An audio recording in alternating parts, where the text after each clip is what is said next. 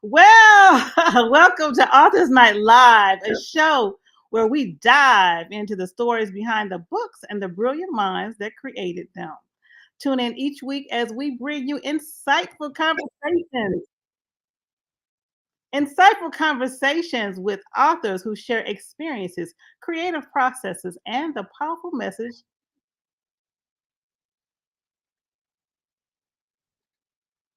I don't know what's going on here. Our live.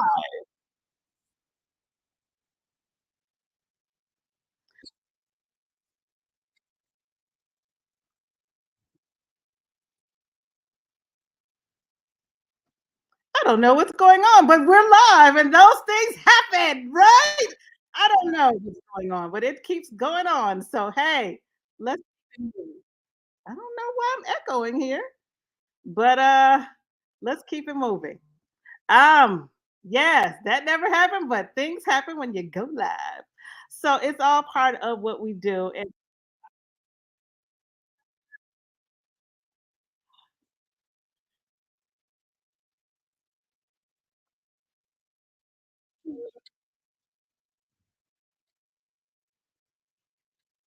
that's hilarious.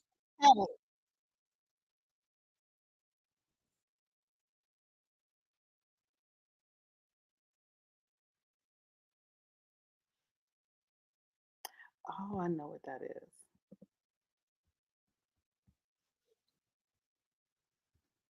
I think I know what that is. Sorry, this is live television, and we having a technical issue here.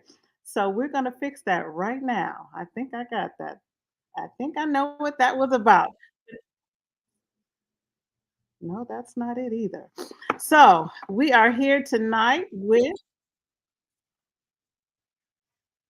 oh my goodness, I have no idea. It's live recording me. That's the craziest thing ever. I have no idea. And I have no tech.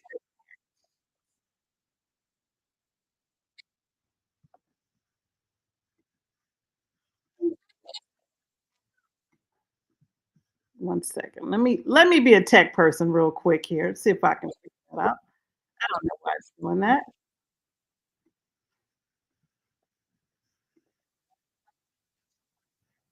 And it's echoing. That is not cool. But we're gonna figure this out real quick because we're live. Most of the time I record.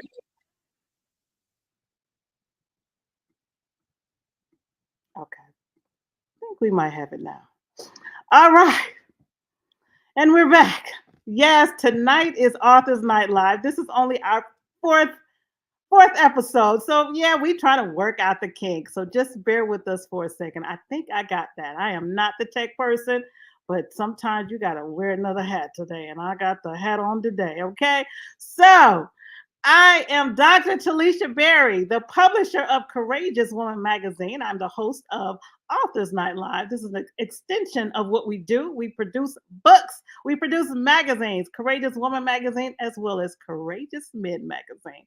And so we love, absolutely love to produce books. And tonight we have two authors whose books I had the pleasure of publishing. Anthony Washington, who's coming up in our second segment, and Mr. Roy Rogers. So I'm excited, super excited, because both of them are best-selling authors. And so I want to tell you about both of them. They are both here, two guests that bring stories of resilience, discipline, and integrity to the table. And we're going to have Mr. Anthony Washington. He's an accomplished track and field coach who mentored NFL prospects and Olympic hopefuls and co-authored The Heart of a Black Man. That was the first anthology that I produced with all men. Yes, 30 men from around the country and out of the country as well. And then we have Mr. Roy S. Rogers. He's a retired Criminal Justice Academy lieutenant and author of The Making of a Good Man: Lessons in Life and Integrity. He is passionate about guiding young men on their paths to greatness. So stay tuned. We're going to bring him in here in just a moment so you can hear the greatness of both of these amazing, courageous men. So before I bring them on, I want to talk to you a little bit about writing the right book, about telling your story. It's so important. A lot of times people don't think that their story has value or don't think they know how to write the story or could even get it on a book or in a movie. Yes, let me tell you, writing your story is the greatest thing that you can do when you're an expert or you have an amazing story that you never know who needs to hear your story or who could benefit and be inspired by your story. So what we do is help you write the right story that's going to amplify your business and bring you to where you want to be. If you want to be a speaker, if you want to really hone in on your authorship and be a speaker that writes multiple books, I want to help you write the right book. So I want you to go to courageouswomanmag.com/write the book and get the information about writing, whether you want to write your own book or you want to be part of an upcoming boot camp that will show you how to write the right book. That's courageouswomanmag.com/write the book. All right. Well, that was my commercial. All right. Well, I'm so thrilled, super thrilled to talk to you about two amazing men. One of them is having technical difficulties and is not here, but he will be here. So we're going to move it forward because we got to do that. When stuff happens, we already know we got to keep it moving. So that's what we are doing tonight. We're going to talk to some amazing men. So let me move on forward with Mr. Hey. Hey, Roy. Roy, Hey, how are you? how are you today? Oh, I'm doing excellent. Thanks for asking. I appreciate you coming on to Authors Night Live and being here with me. It's an honor. One of the things I want to talk to you about is this book, this amazing book. I Yeah. think I got a little feedback there. Do you have your phone? No, I don't have. It's not me. Okay, I don't know what's Mhm. going on. Okay, well, we're going to talk to you about the making of a good man, lessons in life and integrity. It's a book that reflects your dedication, shaping young men with principles and integrity. That's right. So let's get started. Let's tell me about this book and the focus. The focus is on integrity and life lessons. What life experiences led you to write this book? All right.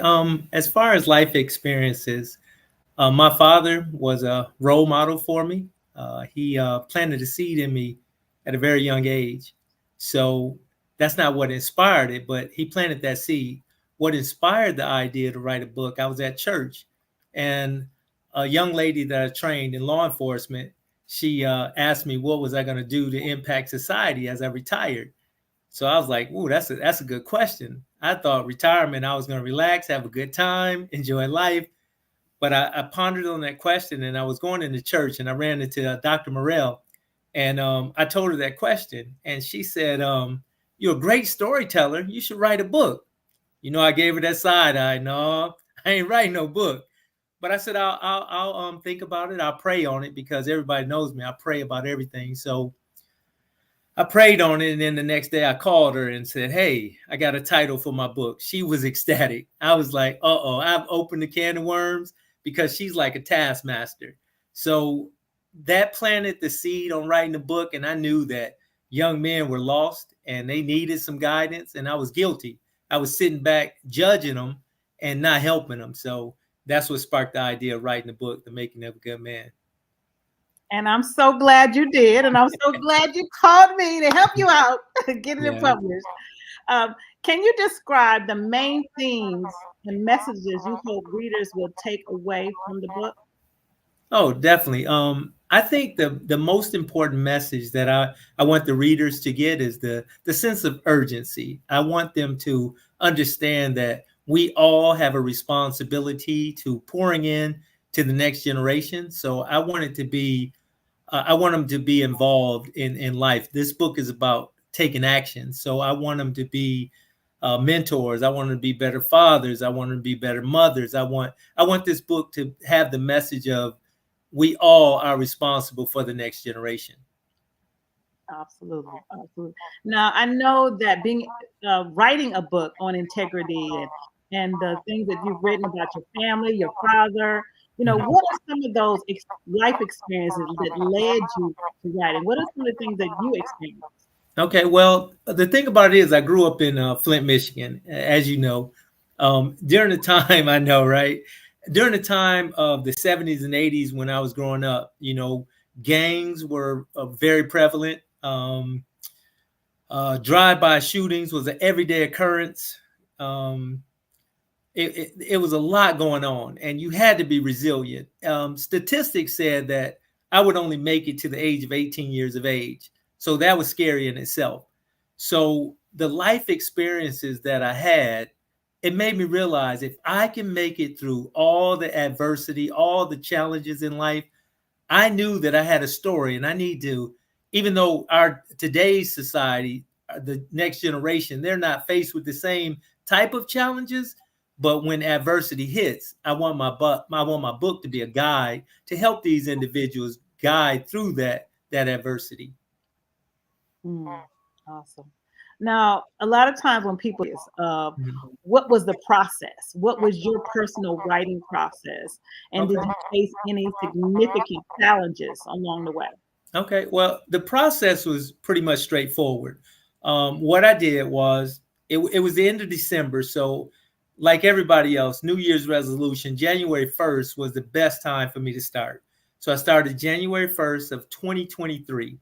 And as Dr. Morell said, she's an editor too. So she told me that your job as a writer is just right. So I dedicated every day, 1 to 2 hours, sometimes 3 hours a day, from January 1st to April 30th.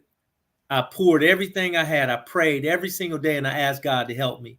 So it flowed. And then after that, after the 4 months, on May 1st, I met with Dr. Morell and she and we went through the story. When she started reading it, she was like, oh my God, this is great. So that encouraged me. I was kind of happy to hear that because I was just writing. So we picked out the stories that would make the book, what wouldn't make the book. She's a little smarter than me. So she won some of the battles. So after that, April 30th, we got together. It was another 6 months of doing that. And then 7 months after that, doing the framework, putting everything together. And then we submitted the final manuscript to you, Dr. Berry, on June 30th, 2024. Now, as far as challenging, I'll tell you the biggest challenge that I had, and I think this is going to be a challenge for a lot of people, not just me, but this was my challenge. When you find yourself doing something alone, you might stumble, you might fall, and you might quit. But like my book points out, teamwork makes the dream work. So I knew when she was back there cheerleading and saying, hey, you got this, and holding me accountable, I knew that that challenge would no longer be there. So that was one of the biggest challenge. But when you got somebody that has your back like that, it makes that challenge easy. Wow. Wow. Thank you for that. Thank you, Dr. Morel. I know, right? Yes. Now, what are some of the most surprising or unexpected responses you've received from the readers so far? Uh, from the readers, I think some of the things that stood out to me that was very surprising. Um, my nephew, who's an avid reader, and he's a wonderful father. I really give him so much respect. He read my book, and we never talk on the phone. But after he read my book, he called me, and he was like, that book was amazing. And one of the things he told me was that he felt like he was little Roy in the story. So that kind of melted my heart. And for him to say that, it was just it was great. Another thing he said, it made him, we talked on the phone for about an hour. It made him want to go home and be a better father to his son. And I was like, wow, he's already a wonderful father. So for that was surprising to me because, like I said, we never talk on the phone. Another thing that was surprising to me was all the doctors of education who read the book. They were like, this book needs to be in K-12 curriculum. So that was overwhelming to me, but that was something that I wanted to do as part of the dream, part of the process. But it was surprising to hear someone with a higher degree than myself. So that was surprising. And just like another person called me and said that they felt like Little Roy in the story. And when they said that, for a reader to connect with the character, I mean, I was like, wow, I did my job. And that was really surprising and heartfelt for me. I can feel that when I read the book. I felt like Little Roy too. Well, thank you. I appreciate that. I think it's a really, really important book, and I can see why it would be needed in elementary school. Yeah. Oh yeah, definitely. I'm gonna try to read with the elementary schools too. I'm gonna try to do that. Awesome. Yeah. Now, are there any particular scenes or chapters in the book that were difficult or emotional to write? Oh, definitely. I think the most difficult, most challenging, and the most, oh my God, it tugged on me for a while is the chapter about talking about my fraternity, Kappa Alpha Psi Fraternity Incorporated. And the reason why that portion of the book was so challenging is because I have so much respect for the Divine Nine. And the things that the Divine Nine does in the community is overwhelming. I see their work. I see them going hard every day. So when I talked about pledging and in the college life, that was one of the most challenging because I pledged with 10 guys, and my fraternity is Kappa Alpha Psi Fraternity Incorporated. And we always tease each other that we have the best fraternity, but that sisterhood and brotherhood of the Divine Nine, we're all important and we're all brothers and sisters. So the portion about writing about my 10 guys that I pledged with, I wanted to make sure that I gave them the right credit, the right amount of respect. So that was the most heartfelt, the most challenging part of that book, and because of the Divine Nine. So that was the hardest part of the book to write. Wow. And I must say, the Alpha Kappa side, I have much love and respect for them because my dad recently passed away. I know, and I'm so sorry. And those Kappas came through there like soldiers. Yeah, and that's how they do. They did an entire presentation that was so moving, so inspiring, and I hadn't seen a funeral where the Kappas came through. Yep. Kappa side is, I just give them much love and much respect, and I appreciated that so much. That's the brotherhood. His brotherhood, his line brothers. My father was in his 70s, but those brothers came through, and I appreciate that. Yeah, and I'm sorry about your father. Thank you so much. Well, I appreciate you and all that you do and continued success in your fraternity. Thank you so much. We have some amazing fraternities as part of our Heart of a Black Man book too. We continue to have feedback, but we're gonna move on. All right. So, what do you hope readers will feel or experience while reading this book? I think the biggest thing that I want the readers to take away is the urgency and the responsibility to step up to the plate, becoming a mentor, and like I said, becoming a better father, playing a more significant role in the next generation, so they can pour into these individuals. And I think one of the most important things is being present. I want them to show up, and you don't always have to know everything. You don't have to always be Superman or Superwoman, but showing up is the most important thing. So I want my readers to really understand that, being present in these young men and young women's lives. Yeah. Now, because you talk about integrity a lot, and that's the subject of the book, what do you believe is the most critical aspect of integrity for young men today, especially in a world full of distractions? Okay, well, that's an excellent question, because what I know to be true, there's always going to be distractions, always. And being a young man, I would tell them that, when nobody's watching, that's when you got to make sure that you still do what's right. So that's very important.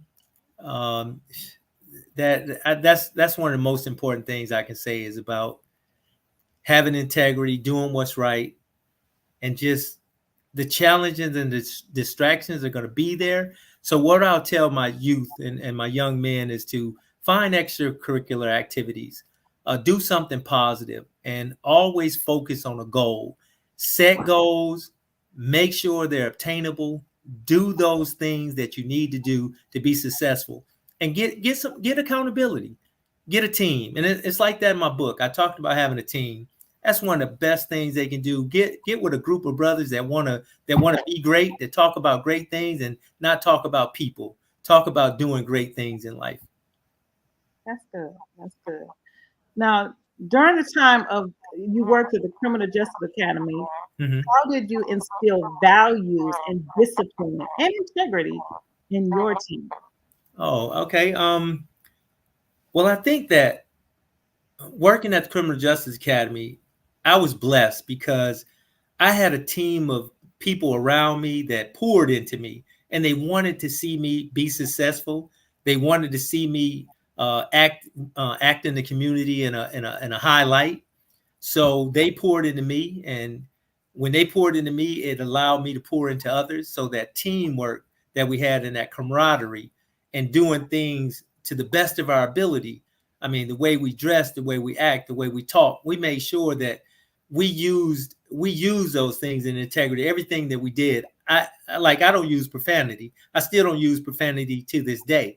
And that was one of the things, the biggest thing. That whole team was about putting God first, doing what's right. So they poured into me, and it allowed me to be at my best potential I could possibly be at. So I mean, I thank that team to this day. We lost one member, unfortunately, to a funeral, but he was an Omega Psi Phi. But I was there and I showed up because that's still my brother. But he taught me a lot, and he poured into me, so it allowed me to pour into everybody else. Wow, wow. Now, what do you see as the biggest challenges young men face in achieving their potential, and how does your book address these issues? Their biggest challenge, is that what you said? I couldn't hardly hear you. Is their biggest challenge? Yeah, what do you see as the biggest challenge for young men?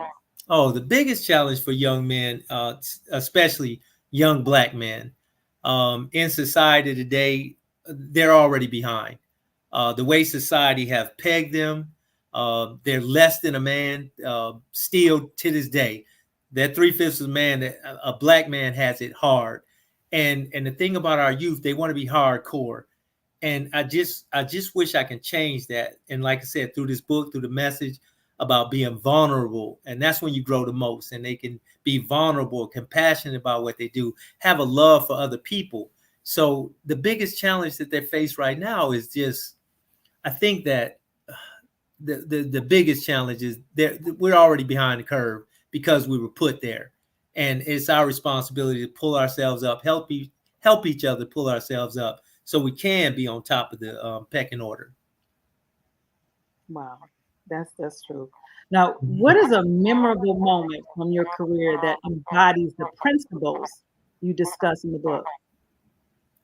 A memorable moment, I think a memorable moment is like I had my father there, and he was my role model, and just watching him do everything right. And he probably made some mistakes, but I didn't see him because he was like my superhero. He was my role model. He was tangible. He was always present.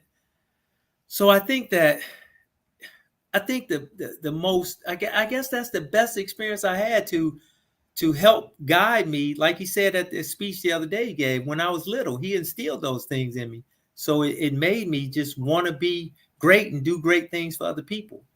So I think that's the biggest memorable things that I had in my life that can contribute to the making of a good man.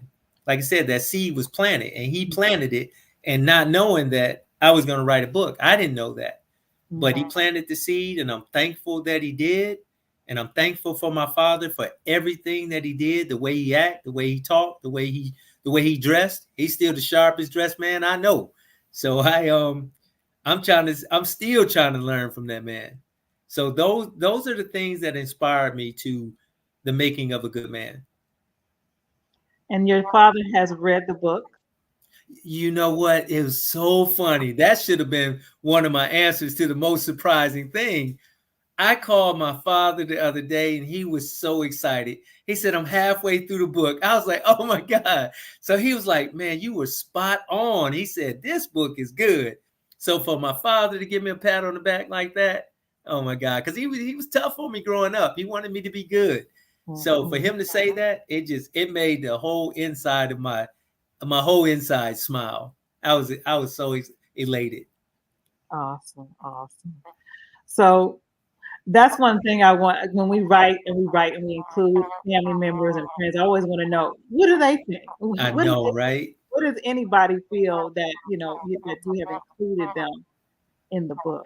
Yeah, for my father to step up like that and tell me he loved it and how proud he was, and my nephews, oh my God, it's really good because you never know who's watching you. So my nephews watched me all my life, and now they telling me how they always respected me and how I moved different from everybody else. I didn't do what the crowd did.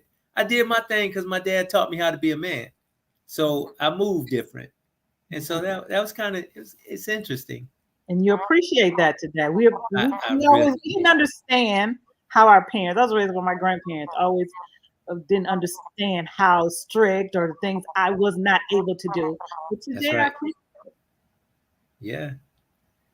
So yeah. what role does mentorship play in building integrity, and what advice would you give young men seeking a mentor? Okay, I didn't hear the last part of the question, but I can answer the first part about mentoring. I think that mentorship is very important because there's a lot of kids out there that don't have a role model.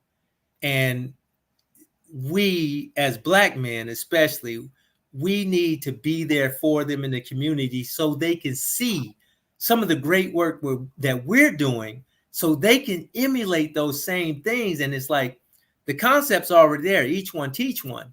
So the thing about it is we grab on these young men and we show them that there's a better way to live and how to be successful. So mentoring is very important. I just signed up for another program called Ezekiel Ministries. So I'll be working with some 9th through 12th graders doing that. So mentorship is very important. I tell everybody, you may not know how to be a mentor right now, but if you're a good, solid dude, go sign up and let these young men see. They'll decide if you're a good dude or not, and you'll learn that way. You get your feet wet that way. Those young kids will tell you the truth real quick.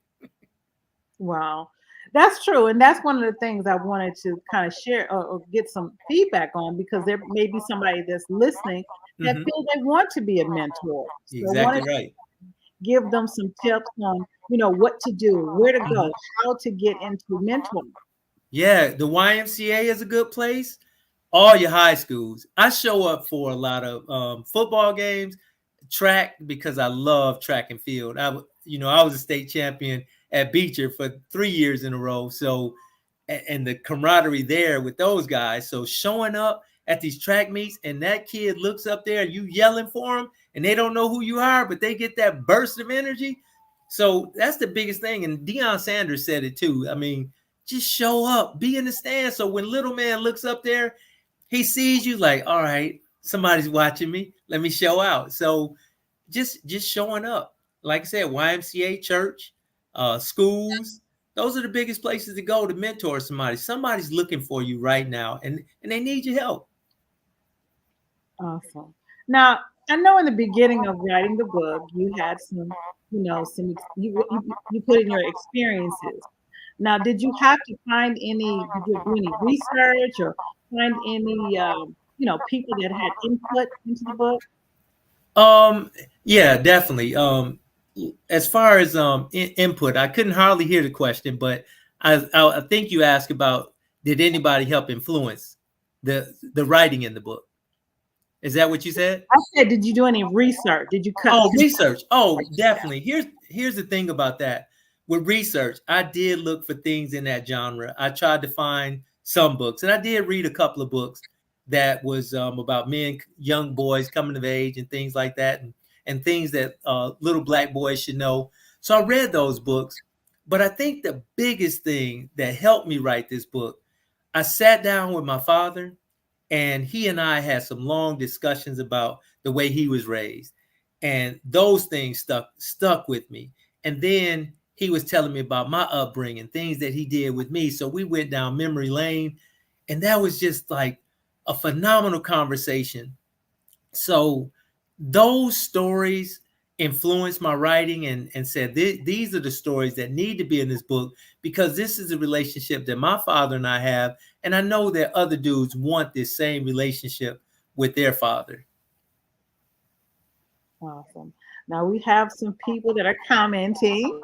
Okay. She thinks Rich says, "Amen. You're doing great." Deneen says, "It's awesome. Let's go, Coach." Dr. Rael said, "Yes, we are." I think he's referring to the fraternity. Oh, okay. Yeah. go Noops. Phi Beta Sigma. Yeah, he's in Phi Beta Sigma. So okay. Hey, he's still my brother. On the brotherhood. Yeah. There you go. He's a brother to me. Author, co-author in The Heart of a Black Man. Okay. And our other guest is not here, so we're going to keep moving. All right. So one of the things I wanted to ask you about is what do you think you're going to do next? You got another book? You're going to be speaking? What you got going on? Now I'm gonna tell you this. Now everybody that knows me, and it's funny because I pray every day at 11 o'clock. So everybody knows that. I pray about everything I do, even tying my bow tie. I ask God to help me. So I will tell you honestly, right now, I have not prayed about writing another book, because the truth is I didn't want to write this one. But I tell you, God won that battle. So I can tell you what readers can expect, though. They can expect to see me in the communities. I just got an award in Ohio about being in the community. So I didn't know I was going to get that award, but and I don't work to get awards, but being in the community is important to me. So what my reader can see me doing, I'm gonna focus on getting this message of this book to everybody. I'm not just trying to be in the United States. I'm trying to be everywhere. This guy from Africa bought like 10 of them in Nigeria. So I know I'm in Nigeria now. So I'm trying to be everywhere to get this message out. They can see me in the YMCA. I'm always giving speeches to the youth at the YMCA. I really want to focus more on the Models Academy in Greenwood, South Carolina, because they have an outstanding program. So I'm praying. I did pray about this. I want God to put my book in their curriculum, because I love what those young men, Courtney Smith and his team there, I love what they're doing. They're mentors. So I'm trying to emulate some of the things they do. So even though I'm old, I still look for mentorship. So I want to get my book there. I want to be in the high schools. I just signed up for the Ezekiel program so I can speak to the 9th and 12th graders. I want to go to the book readings at the elementary schools. So the reader can expect me to be busy. Now that I'm retired, this enables me to do God's work now. So I'm really, really going to be busy. And not only the men, I want the women to know too. I'm teaching free self-defense classes. I've already done 2 this year. I got 1 lined up for next weekend. And then I'm just going to keep plugging these things in and keep doing God's work, because these messages are important to me. Well, I certainly appreciate the self-defense classes. I did see that on Facebook. Oh, okay. So yeah. Where are you teaching that, and how does that all tie in with what you do? Oh, well, the way it ties in is it's another platform to speak to young ladies who are single moms who have young men, and I latch on to that and I say, hey, let's talk to your son. Let's get your son to the next class. I said, don't be afraid. It's a woman's class, but I want your son to be there. I want him to see these things, and I want those young men to see what I'm doing, so that can inspire them to do things in the community as well. So the way it comes about, a lot of my old law enforcement officers, they contact me and say, hey, can you teach this class? I say, sure, I sure can. I'll look at my calendar. So I like to make sure that I always make room. I like to say yes. So I always try to make room for doing these classes, doing a book signing right after. That's another way to get this message out about the book. I just did one in Florence on last weekend, and I did a book signing after that. So I'm always going to be in the community. Okay. So that's how those things come about. So y'all hear it. He is always in the community. That's so right. If you want him in your community, That's right. get the book. Go to Amazon right now, like That's right. right now, and get the book. It's The Making of a Good Man: Lessons in Life and Integrity. So go Thank to you for that. Amazon.com right now. Go get that book right now. It is a Thank very, you. very important book, and you need to get the book. You need to get the book and give away the book. That's So, right. Yeah, a lot of people buying them for gifts. I had a guy the other day said he bought 4 for his grandsons. I was like, all right, that's great. Yeah, I like that. And I've been doing a lot of autographs, and that's something big.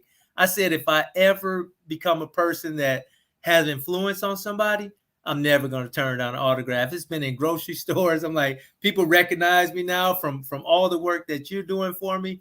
I mean, people are starting to recognize who I am, and they bringing their kid up to me. So it has been an honor and a privilege. It's been amazing. I really appreciate you.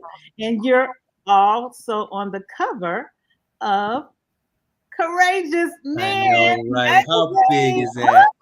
That's awesome. Yes, you are a That's Courageous awesome. Man of the month of Oh, November. that is a humbling experience. It, That's a blessing. yeah, I'm it's a grateful. pleasure to have you be part of the book, and as well as part of the magazine, Courageous Men magazine. We honor men who are doing the work, and Yeah, definitely doing the work. So I yeah, appreciate I'm doing God's work, and I'm thankful. God's work. I appreciate that all that you're doing. Thank And you. what do you have coming up? Do you got some speaking engagements? Are you gonna be in Flint, Michigan? You know, people want to know. I know, right? Yeah, for my Flintstones, I'm coming home. Actually, my mom's working on getting me in the school system there now. So I'm coming to Flint. Dr. Fatima also wants me in Flint. So I said I'll come there for her too. So every time somebody asks me, I'm going to try to make sure that my calendar allows. Now, it is filling up because I have an engagement on November 15th. I think that's a Friday. I'm not certain. I think that's 15th. I have a gala I have to go to, and I'll be doing a book signing there too. So I try to stay busy now. So if anybody wants to make contact with me, do it, and let's make it happen. I like that. I would love that actually. Dr. Lawrence says he loves the cover. Dr. Lawrence is also a Trajectory TV producer, as well as he's been on the cover of Courageous Men as well. Oh, good. Oh, that's great. Yeah, that is great. That cover is amazing. I have a lot of people when they see the cover, that the book, The Making of a Good Man, their heart melts. You can see it in their expression. They feel the love between the mother and the son on that book. So it's amazing. That cover is amazing. Yes, I appreciate it. Thank you so much. Yes, I it put is. my whole self Hey, into this project. and you know what? It shows that was amazing. It is amazing. Thank you so much. Now I want you to tell the listeners, give them any advice on from being integrity to mentorship. Just share some encouraging, empowering. Okay. Well, one thing I would like to say to everybody is I know I'm older now, and the thing about it is I wasn't never vulnerable until I started going to church. I think one of the biggest piece of advice I can give any of you guys that's listening right now, when I say guys, that's a Midwest thing. The best advice I can give you is be vulnerable. And that's when I find out that I grow the most. Be honest with yourself, meet yourself where you are right now, and just be open and honest with yourself, and you'll find out that you will grow, and you will start appreciating yourself more. You'll start loving on yourself more. And then when you love on yourself more, you can love others the way God loves us. So that's the best piece of advice I give somebody. And always be true to yourself. If you say you're going to do it, then do it. My word is bond. Everybody that knows me, if Roy says it, you best believe he's going to do it. And that's what I love about people when they see me. Is Roy praying at 11. You better believe I'm gonna be doing it. So that's the biggest thing I can tell them. Be true to yourself and make sure that you're a man of your word. And that's all we have today is your word. So stand on your business. If your word says that's what you're going to do, then that's what you should do. Now, would you say is one of the most important lessons in this book when you want people to really grasp? I think the best lesson in this book that I apply, and you can see it in every chapter, the fact that you can't do life alone. And what I mean by that is anytime you want to be successful, you need a team of people. And that also came from Hero Harper's book too, the Commonwealth Cure. I learned that through him as well. So anytime you want to do something, you want to be successful in life, do it with somebody else that want to be successful too. Get a team of people with like-minded people that want to be successful. And then you can definitely accomplish whatever it is you set out to do. Awesome. Well, we're going to take a quick commercial break, and that's what the producer was telling me, so we can figure out what this feedback is. All right. Everything hinges on identity. It is the compass of our faith that aligns with the Holy Spirit to fulfill the Father's will. Wrapped up in identity is who we are, the purpose of our being, and every God-breathed promise that manifests as our success. Hello, I'm Laquita Monroy, and I'm the author of Redefining Success, 8 Tools that I use to develop a growth mindset. In this amazing book, not only will I share with you 8 tools that I use for a growth mindset, but I'll also share the applicable principles based on God's word that you can easily implement in your life journey. So no matter where you are and no matter where you see yourself in the future, this book will be a tool that you need for your toolbox. Don't wait, get it today, and it can be found on Amazon by simply searching Redefining Success, 8 Tools that I use for a growth mindset. Take care. Awesome. And we are back, and we're going to get ready to close out this show. But before we go, we want to make sure that people go to Amazon and get the book, The Making of a Good Man. They'll enjoy it. Yeah. So is anything more that you want to share, that you want to make sure that the listeners know about you and know about your book? Wait, I didn't hear the last part. I'm sorry. Is there anything more that you want our listeners to know about you and know about the book? Oh, okay. Yeah. I just once again I'll reiterate. This is a call of action. So I'm asking everybody, once you read this book, I'm just asking you to step up to the plate, become a mentor. Like I said, this book is a call of action. Step up to the plate, be a better father, be a better mother, be involved in some child's life. If you don't have your own children, that's a great opportunity to go mentor someone else's child. And I know you're probably thinking, well, if I don't have my own child, how can I mentor somebody else's kid? God has designed things like that all the time for you to step up and help. And that may be one of the reasons you don't have children, so you can get out there in the community and be with all the children. So I don't have children, but I am a mentor. And you come from a great background, then somebody's going to need your insight. I say go out and if you touch one person, that's great. If you can do 2, 3, just everything you do, just give God the glory and just keep on being involved in your community and do good work. It's the best thing and the best advice I can give somebody. Yeah. Thank you. Thank you for that. Yeah. So thank you. So tell our listeners where they can connect with you, your website, and all that good stuff. Right. You can connect with me on bookham.com. And also my email address, if you ever want to email me, dblr.rogers@gmail.com. And I will respond to all your emails, but I get a lot of emails, so just give me some time. I will respond to them. But I'm looking forward to hearing from everybody. And if you have read the book, go to Amazon and leave a review, because your reviews are important to me. So I can know what I'm doing great and what I need to work on.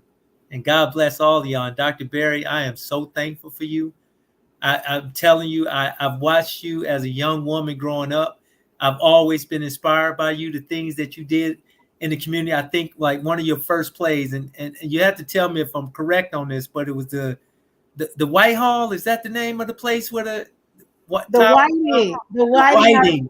I went to your plays when you were a young lady writing plays, and I was just enthralled by the way you poured yourself into those plays. And I was like, so the opportunity to connect with you and you published my book, God did all that for us. I had no clue, but I followed you for a long time, all the way up to Dr. Berry, #1 United States elite personnel. I mean, I have always followed you, and I'm so thankful for everything that you've done for me.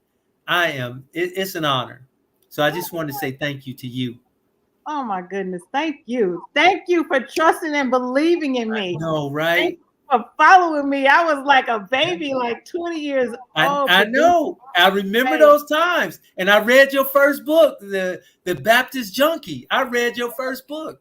So I've always followed you, didn't know we were going to connect like this, but here we are. And that ain't nothing but God, his grace and his mercy.